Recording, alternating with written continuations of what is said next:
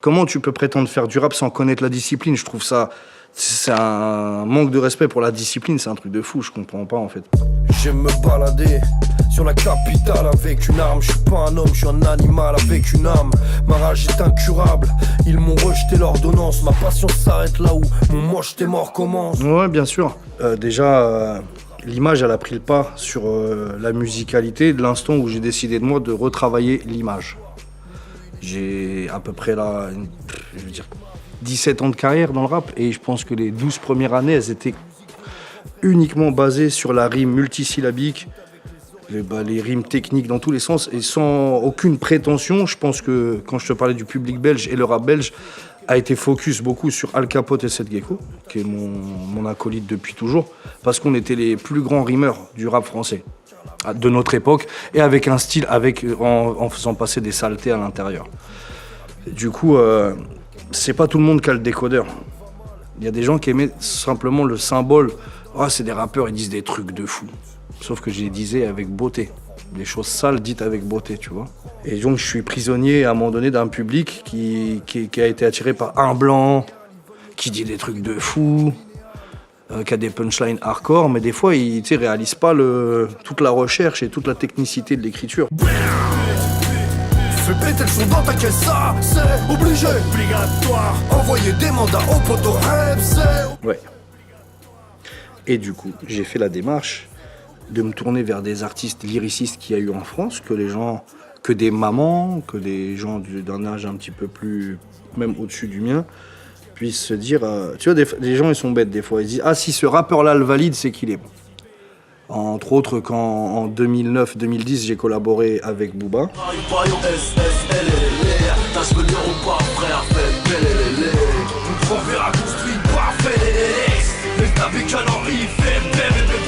Les collaborations font que y a des gens qui viennent se coller à toi encore plus, tu gagnes du public de l'autre. Là, c'était pas ça, c'était se coller avec des artistes qui n'ont jamais été grossiers dans leur carrière. Oxmo Puccino, par exemple, Lino, tous ceux que les gens ont pour habitude de dire ouais, c'est les lyricistes français. AKH aussi, c'est un grand lyriciste. Et comment eux, en fait, qui écrivent bien sans grossièreté, arrivent à cerner que dans mon écriture, même s'il y a des choses pas belles, entre autres des gros mots, des trucs comme ça, tu vois. Mais des fois, l'image un peu péjorative de la femme, on peut le prendre comme ça.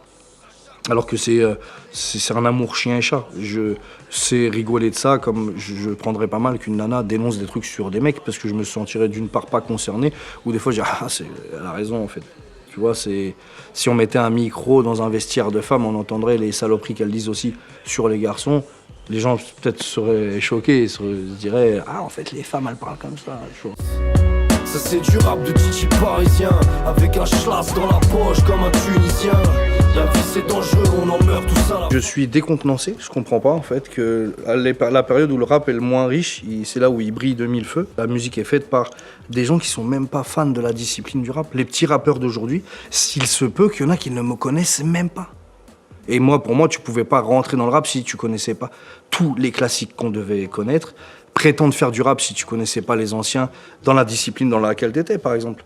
Ça voudrait dire que les petits jeunes aujourd'hui qui font du rap et qui connaissent pas tous les techniciens. Il y a plein de styles de rap, hein. Je respecte toutes les facettes que le rap apporte.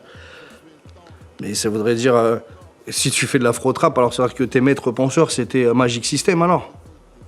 Comment tu peux prétendre faire du rap sans connaître la discipline? Je trouve ça, c'est un manque de respect pour la discipline, c'est un truc de fou, je comprends pas en fait. Parce qu'ils connaissent pas, tu vas demander à des petits jeunes, c'est qui un tel? C'est qui lui? Tu vas leur citer, je cite pas les noms, parce que mais c'est même pas pour leur faire du mal, pour dire comment vous ne connaissez pas ma génération à moi, en tout cas la génération des MC qui était née en 1980. Il y en a eu des violents, hein. Il y a Diams, Salif, Cynic, Sefiu, je peux t'en citer des tonnes. Et ben des fois, on va passer, les gens ne connaissent pas. On est dans une ère où venir faire du rap, c'est devenu un truc à la mode en fait. Donc faut faire attention aux effets de mode quand même. Enchanté, moi c'est Stos, toujours en bas du bendo, on parle dessous entre assos.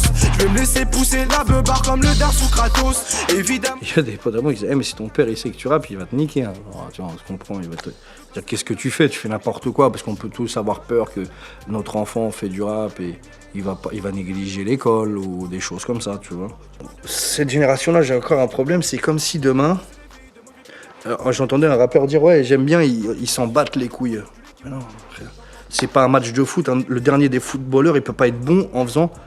Il joue en s'en battant les couilles, en prenant le ballon avec ses mains, en faisant n'importe quoi, il jette dans le public, c'est pas ça. Tu es un footballeur, tu dois être technique, un technicien, tu marques des buts. Tu vois, bah là dans le rap c'est devenu un autre truc, c'est un mec qui vient, il joue avec les mains, avec le ballon. Tu vois ce que je veux dire? Il y a ce côté trop je m'en foutiste fait que ça détériore la musique, c'est mon simple avis. Du coup, là je suis confronté à ça, mon fils c'est générationnel, c'est nouveau, mais voilà, il y a le papa un peu derrière, donc des fois sur des rimes, je vais essayer de l'aiguiller, dire ça c'est trop simple, tu peux pas te permettre, déjà tu peux pas être mon fils et faire des choses simples, ça va pas ensemble. Par contre lui il va me rafraîchir, il va me rajeunir, il va me faire poser sur des prods que j'aurais pas choisi, il va m'apprendre que des fois il faut lâcher un peu de lest, un peu de faire essayer de taper des harmonies et tout, mais je veux bien faire l'effort, mais je n'y arrive pas, et c'est pas mon école, et c'est pas mon truc. Donc je pense que l'association des deux est bien. Les enfants de l'afro-trap, c'est les enfants de Niska, c'est les enfants de Migos, mon fils, toute la génération 16-17, il veut être une star avant d'être un artiste. Moi je voulais être un artiste, je voulais être reconnu par mon écriture, pas par ma dégaine. Ma dégaine, j'ai bossé dessus 15 ans après dans ma carrière. J'ai pas mis tout de suite des lunettes de soleil, moi j'ai attendu, je me disais mais c'est ringard de mettre des lunettes noires alors que t'es personne. Allez mettre les lunettes noires dès le début. Je vois la ghost, avec du jus Jafadel. Je t'enfile comme un balacoste et je te graille comme un falafel. Je suis là le affamé comme le Gan, j'ai écouté tes sons, ils sont bas de gamme. Puissant comme Naruto, j'ai le Rasengan. En tout cas je vais être derrière lui à la réal parce que je suis exigeant sur les rimes, il faut un minimum. J'explique mon fils, il faut 3 syllabes de rime minimum, sinon je peux pas, moi je t'écouterai pas en temps normal. Et démarque-toi des autres. Déjà tu vas, s'il n'y a pas quelque chose de différent, tu ressembles aux autres finalement. Ne mise tout pas sur je suis le fils de cette gecko. T'as un tismé, dans le rap il y a des tismés. T'as des dents d'argent, il y a des petits gars qui ont des dents d'argent. T'as des locks, si tu les bouges comme ça, t'as fait des locks juste pour les bouger, il y en a déjà plein des comme toi. Par contre des comme toi mais qui rappent avec l'écriture riche, il n'y en a pas. Démarque-toi avec ça. Parce que tu feras plaisir à mon public de trentenaire qui est très difficile et qui comprend pas les trucs d'aujourd'hui. Ils vont t'aimer parce que t'es mon fils, mais serre-leur ce que j'ai eu l'habitude de leur servir. Voilà, c'est ça ce que j'essaie de lui donner comme conseil. Au-dessus de la cité, plein de queues, des corbeaux, t'as la chatte vite irritée, t'as la virilité de Mathieu Delormeau. T'es pas balèze, tu fais juste la... Crois-tu que le rêve d'un jaguar, c'est un blouson en peau de pute? C'est un chapelet de pensées, de citations, je te dirais.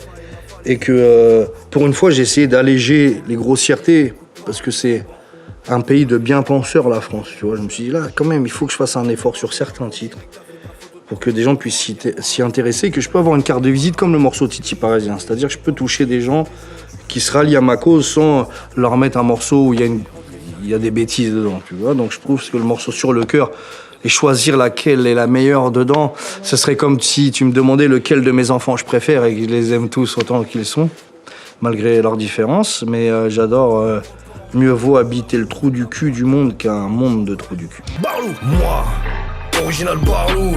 Toi tu n'es qu'une imitation. Ton couplet me donne des irritations. J'aime trop la vitesse nickel. Écoute, on était en train de bosser là sur un EP avec mon fils, commun. On va voir si on arrive à pondre les titres qu'on veut ou pas. Mais moi je suis sur un album. Ou peut-être ce sera un album avec énormément la présence de mon fils. On va voir. Une beubare de viking. À la Lode Brock Ragnar. On met l'œil au beurre noir. J'aime trop en fait. Je suis un fan de rap et dès que j'entends une bonne instru, j'ai envie de coucher ma voix dessus, d'immortaliser des choses que j'ai écrites et que je me dis, c'est trop beau ce que je viens d'écrire. J'ai envie que tout le monde arrive à décoder et décrypter. Et peut-être c'est en mourant que les gens se pencheront sur mes œuvres en fait et se diront, mais c'était quoi ces trucs de fou qu'il écrivait, regarde. Ça rimait comme ça, ce mot-là, tout à la fin du texte, il rimait avec le premier et tout. En tout cas, en temps de mon vivant, c'est un peu dur de le faire sauter au visage des gens. Et voilà, je me fous d'avoir des milliers de personnes à mon enterrement. Je veux les voir à mes concerts de mon vivant, c'est mieux.